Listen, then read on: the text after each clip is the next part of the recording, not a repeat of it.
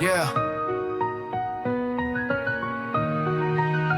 Yo, step into the ring where the stories get raw. Junkyard James spitting truth, no flaw.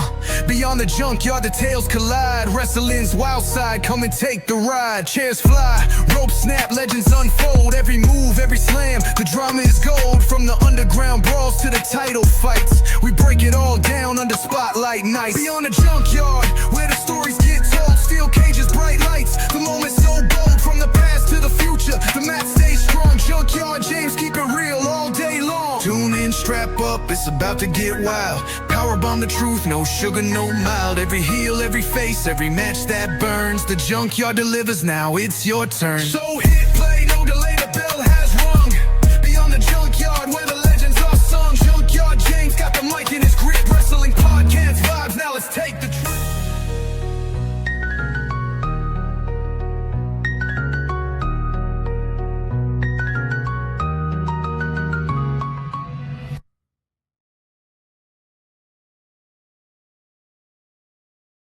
What's going on, everybody? Welcome to another episode of the Beyond the Junkyard podcast. I'm your host, Junkyard James, and we're back for another solo Saturday episode. This week, as you could probably tell by the title of the video, we're going to dive in to the world of professional football, and this is the reason why.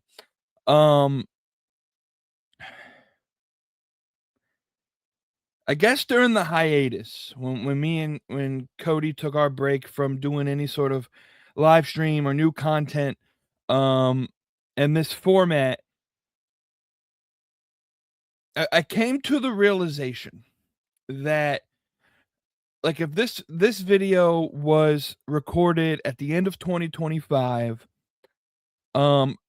this probably would have been me regurgitating and beating a dead horse about how Finn Balor said that NXT UK starved the indie scene in England, and I would show a bunch of tweets and I would show a bunch of people agreeing with my perspective, and I would try to, just beat that dead horse. But I was thinking about it, and it's just like, there hasn't been anything egregious that WWE has done this year so far, the last couple of months, that I'm just like, that's new, that I haven't already spoken out about. And I don't want to beat a dead horse about the issues that I find in WWE. And so with that being said, I mean, there's really hasn't been anything for me to rant about. And that's kind of what these Saturday shows are meant, or for me to have my space to rant about the inefficiencies of something or the efficiencies of something else. And with 2026 on the landscape, there hasn't been a whole lot. Dynamite, I thought, was very good this week, but nothing like that I could legitimately talk about in an entire episode.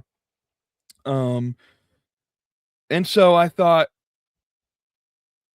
and I've had this idea, this desire for the past several months, even before we took our end of the year holiday break for the podcast last year, that I really want to add more sports centric stuff and mingle it into the show. That's why you saw on the live stream on Thursday, we started the show talking about our favorites and our the teams that may go one and done in the NFL playoffs. And I want to add more sports centric stuff, because my life isn't just pro wrestling, and I don't want to get that idea that all I do is watch pro wrestling. I am just as much of a fan of professional football than I am really any other sport, and including professional wrestling. And so if I can add my passion and second passion, at least in the entertainment sector,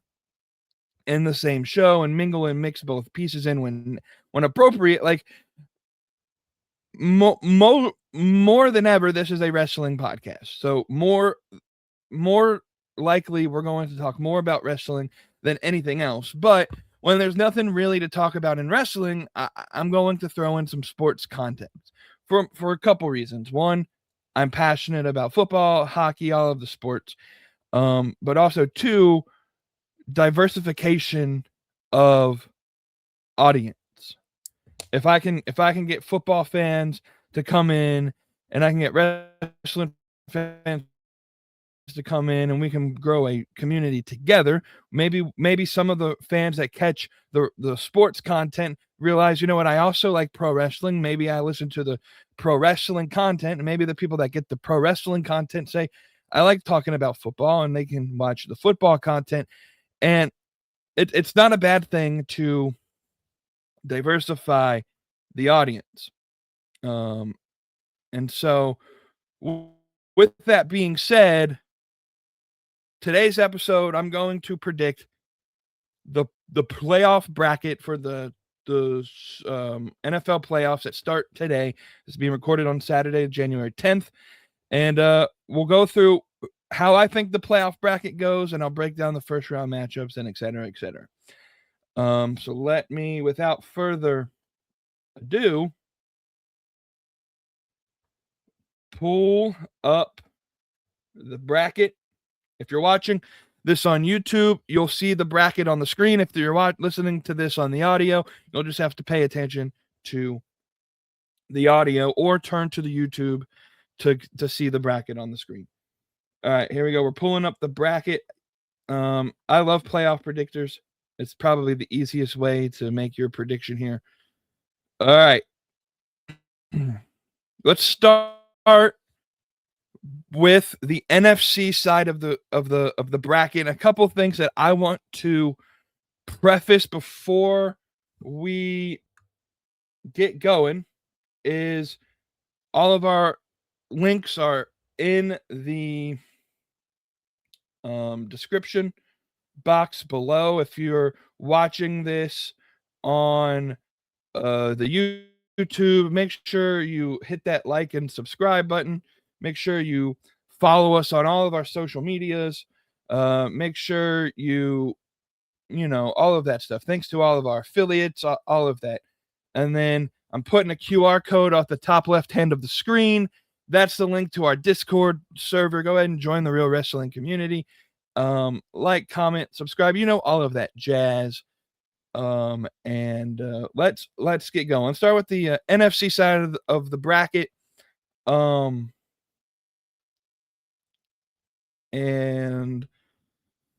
I want to make a preference. I'm a Buffalo Bills fan, so there may be a little bit of bias, but I'm going to come at this with as much of a statistical analysis as possible. And so let's get going. All right, first game of the week is the Carolina Panthers hosting the Los Angeles Rams. And to be honest, I think the Rams being a 10.5 point road favorite is a little bit absurd. I don't know if they should deserve 10.5, but the Panthers aren't really that good of a team. The NFL really needs to change the rules and seed the top however many teams and seed the playoffs in general by record and not conference championships, because the Panthers, I think they should get in because they won their conference, granted with a 9-8 or an 8-9 record. They shouldn't host a playoff game with the worst record in the entire playoff bracket. I think the Rams win, but I don't think they win by 10.5. I think that's a little high. But yeah, the Rams win that game. They'll go on to the second round of the playoffs. Tonight's game, the Green Bay Packers are playing the Chicago Bears in Chicago.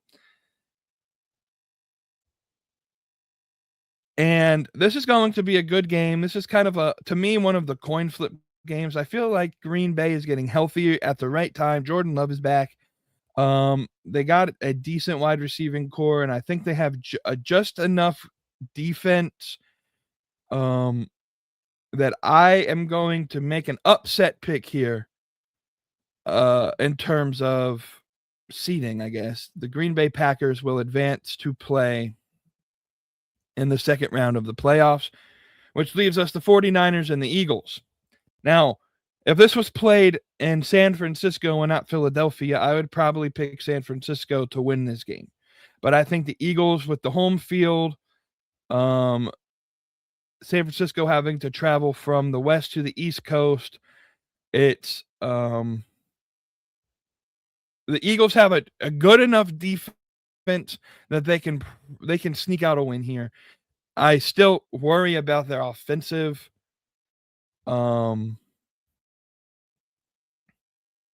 the offensive side of the ball for Philadelphia. And this could be a San Francisco win, but I think right now I will pick the Philadelphia Eagles to advance to the second round of the playoffs. So then we get to the divisional round, the second round NFC side. So we got the Packers playing the Seahawks. I'm going to make the point here now instead of waiting till the other side of the bracket. Both one seeds, the Broncos and the Seahawks, I feel are maybe some of the weaker one seeds that we've seen. I think some of the better teams this year in the NFL playoffs are going to be teams that are wild cards and not division winners. I think this season was a little topsy-turvy, and we got some teams that won divisions and won a lot of games that aren't really that great of teams in the grand scheme of things. I think the Seahawks pull out a win over the Packers, though, and they advance to the NFC Championship game to play the winner of the Rams and the Eagles. The Rams now are pulling the same front. The Eagles host a second round matchup. Rams have to go back to the East Coast to play the Eagles. But I love the Rams. I think the Rams are one of the better, more trustworthy teams. You got to remember the Rams lost a couple games down the stretch when Devontae Adams was down. They're getting Tay back. They have Puka. That's a dangerous one too. Kyron Williams is dangerous. Matt Stafford, first team All-Pro announced this morning. I think that leads in the direction that he's going to be the MVP this season. And so Matt Stafford, I think, is a better quarterback than Jalen Hurts. I think the Rams have a better offense than the Eagles, and I think their offense can do enough to stop or to get by the Philly defense that I think is pretty good. And I think your conference championship game will be the Seattle Seahawks playing the Los Angeles Rams. It's an NFC West conference championship game with the Rams. I think the Rams are the best team in this side of the bracket. They're going to the Super Bowl. The Los Angeles Rams will be the NFC representation to go to the Super Bowl this season. So then we go to the AFC side of the bracket. And the first matchup for the AFC is tomorrow at 1:00. The Jacksonville Jaguars host the Buffalo Bills. Now, I'm a Buffalo fan, so this is probably going to be the game that I have the most anticipation for this week. The Bills, they're getting Dalton Kincaid back from injury. Josh Allen says his foot feels better than it has in quite a while, so assume he's at 100%, whatever that means. The defense, obviously, Bernard's out, Maxwell Hairston's out, but I think the Bills, when it comes to playoff time, Josh Allen turns it into fifth gear. Like, Josh Allen knows how to play well in these games, and it just doesn't seem logical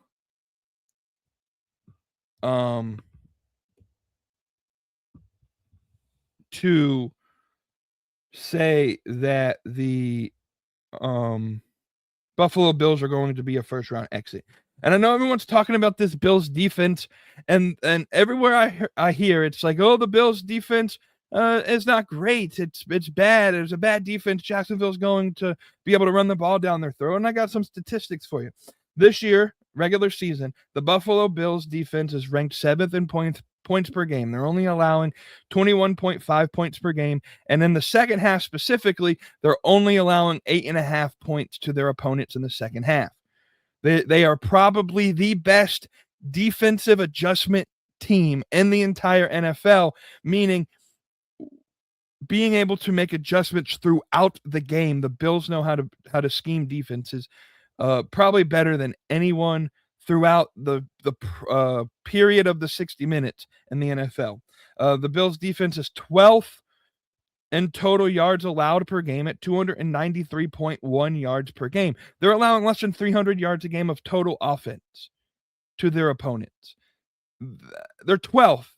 They're kind of mid-pack, and part of that's the rushing, because they're first in passing yards allowed per game at 159.5 passing yards per game. You don't pass the ball very effectively against the Buffalo Bills, and the funny thing is, this Bills secondary is still pretty young. It's been banged up. They've been changing corners and safeties all year. The front seven's been dinged up, but the Bills defense hasn't been bad.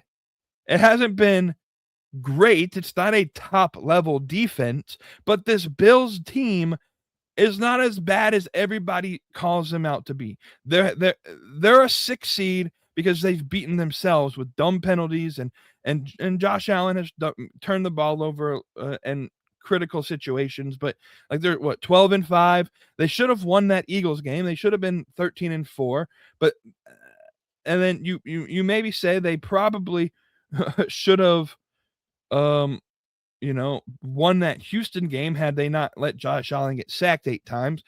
They will, in a realistic perspective, they could have been 13 or 14-3 this year.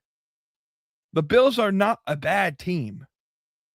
On the flip side, you have the Jaguars, who are running on a hot 8-game winning streak where they barely beat the Jets in overtime. They barely beat the Raiders. They barely beat the Cardinals. I think this Jaguars team is good, but it's not as good as everybody's making it out to be. They may be without their starting left tackle, so Joey Bosa is going to be on a backup. They got a decent wide receiving core. I don't think Travis Hunter's coming back this game. I haven't heard anything about him. So what is it? Jacoby Myers, Brian Thomas Jr., Travis Etienne. Travis Etienne, I don't think gets 150, 200 yards like some of the elite running backs get against the defense. I'm going Buffalo. And this may be biased, but I'm going Buffalo to beat the Jaguars this week. Patriots play the Chargers, 8:00 tomorrow night, and I think this is a close game. I think the Patriots are 3.5-point favorites at home. Herbert's rested. The Chargers are getting healthy again. They're getting some of their guys back, but so are the Patriots. Will Campbell should be back. Milton Williams should be back. The Patriots should be fine as well in terms of getting some of their players back. This is going to be a fun game. I don't think the Patriots win by 3.5. I think they win by 3 or less. But I think the Patriots win. I think they have a better team overall than the Chargers. They're at home. If this was in LA, maybe it's a different story. But it's going to be a close, tight matchup for Sunday night, and the Patriots win the game. The Monday night game this week, Super Wildcard Weekend, Steelers versus Texans. And Aaron Rodgers is good, but this is another team that lucked their way into a playoff berth. I think the Texans' defense is the best defense in the league. Give me the Texans over the Steelers to advance to the divisional round of the playoffs. So our second round matchups, we have the Texans going into New England to play the New England Patriots. And I think the Houston Texans defense makes Drake May's life miserable. If they can't run the ball, which the Texans don't allow teams to run on them very well, they stopped James Cook for pretty much most of that game, if I remember, when they played the Bills. This defense is legit. The offense, maybe not as good as they want it to be, but it's still serviceable. It's still a serviceable team offensively, but the defense wins you championships. I'm going Houston to go to the conference championship this year. And on the other side, The Denver Broncos host the Buffalo Bills. The Bills, they haven't traveled out west this year. They're well rested in terms of travel. They haven't collected a whole lot of travel miles. I think the furthest they've traveled is Houston. They haven't gone any further than Texas this year.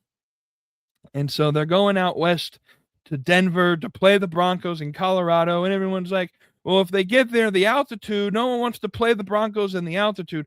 The Broncos have a really good defense as well. But the Bills, I think, are the better team. I think the Broncos are the greatest, most undeserving 1 seed ever. Their offense is inept. Like, if the defense wasn't as good as they were, we would probably be having the same conversation about terrible offense that the Philadelphia Eagles get with the Broncos. Like, the offense isn't great. And you have to have a great offense against the Buffalo Bills.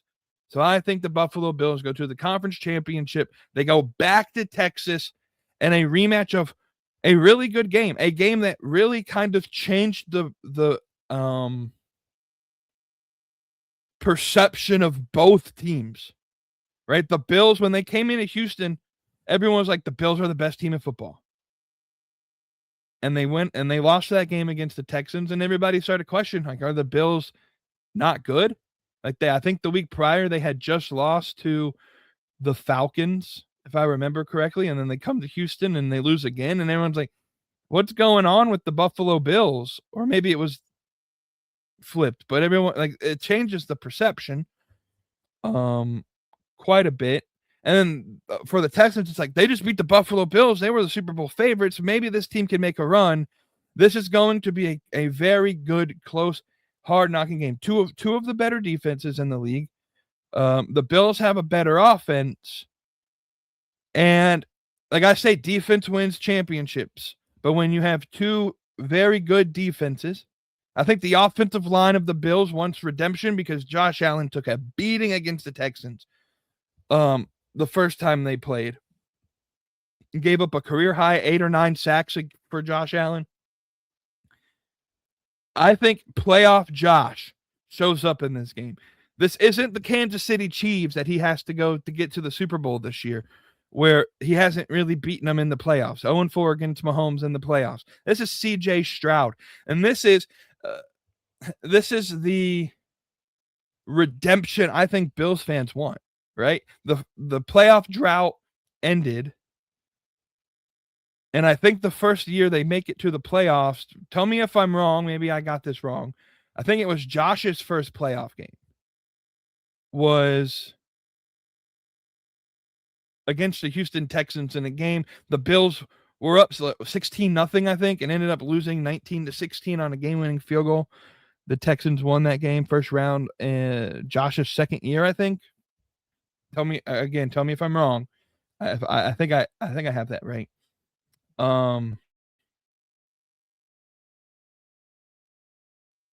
Bills win. Which sets up your Super Bowl matchup. And I think this was the Super Bowl matchup everybody kind of had at the beginning of the year. The Buffalo Bills play the Los Angeles Rams in the Super Bowl. Now, it's a 5 seed versus 6 seed. Again, I think the better teams, like 3 of my 4 teams in the conference championship third round, are wild card teams. I love the wild card teams. I'm going to take the wild card teams over some of the division winners in the playoffs this year. I got the Rams play the Bills in the Super Bowl.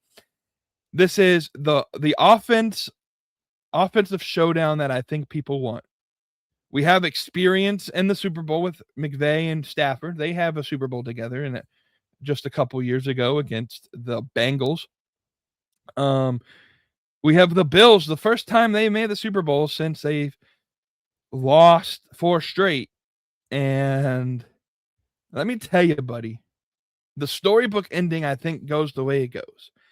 And again, everybody's going to claim bias, and you're free to assume so. I really do think the Bills match up very well against this Rams team. Josh Allen is really good in big time moments. And my hope is there's a Super Bowl watch party at Highmark Stadium for all the season ticket holders. And they give us that clip of Buffalo just loving the stadium. Going hard in the stadium. Mr. Brightside playing at Highmark Stadium one more time as the Buffalo Bills hoist the Lombardi Trophy because they are winning the Super Bowl this year. That has to be the expectation for the Buffalo Bills. It don't matter if you're a 6 seed. What was the quote that Marv Levy said a lot of the times?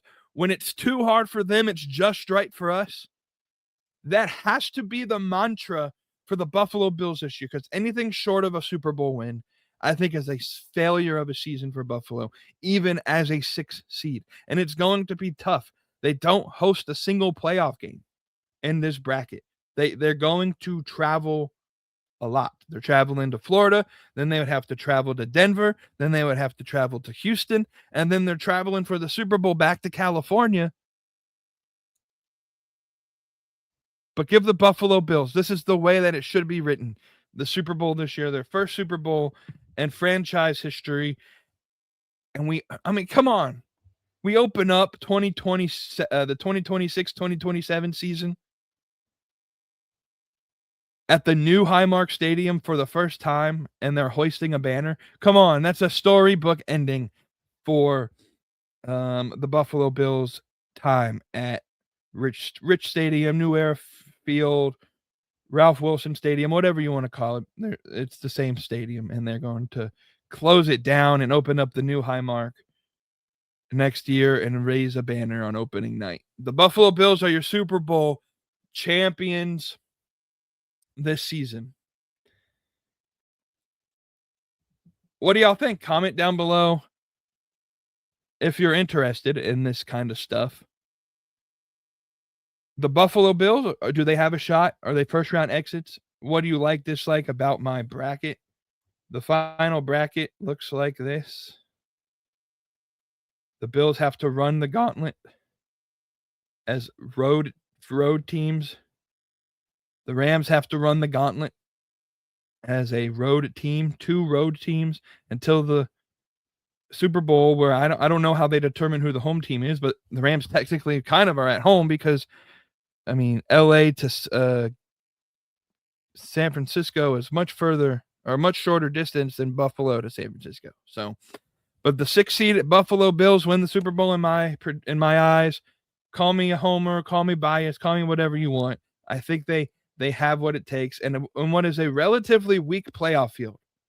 Like, there's not a lot of teams that I trust in this bracket. The Rams I trust, the Texans I trust, the Bills I trust. The Seahawks get to the NFC Championship game solely because they're a 1 seed, but they're not that good. Like, 3 of the 4 teams in the conference championship games are teams that I can trust. And I think the Texans could go to the Super Bowl. Maybe the Patriots. The Patriots would be like that 4th team that I think can make, or that 5th team that I think can make the Super Bowl. I think the Texans are a better team than New England. What do you think about the bracket? Let me know in the comments, guys. This is Junkyard James. This is a kind of a different episode than normal. Let me know if you like this kind of stuff. Let me know if you like our short form. Subscribe, like, comment below. And we'll see you next week for the live stream where we'll probably talk first round matchups of the NFL playoffs. We'll get into some wrestling content and maybe make some, I think, Royal Rumbles in a couple weeks. Maybe we'll make some Royal Rumble predictions here shortly as well. We'll see you next Thursday. Thank you to all of our affiliate sponsors. Their information is in the description box, and we will talk to you next week. Remember, stay saucy. This is the Beyond the Junkyard podcast. I'm Junkyard James. We'll see you next week. This is wrestling without the filter. This is Beyond the Junkyard.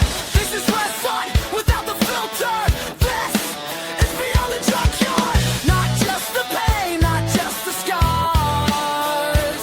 Yeah, this ain't backyard. This is Beyond the Junkyard. Where the real ones fight, not falling cold. Beyond the Junkyard.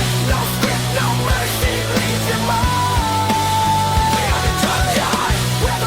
let's fight now.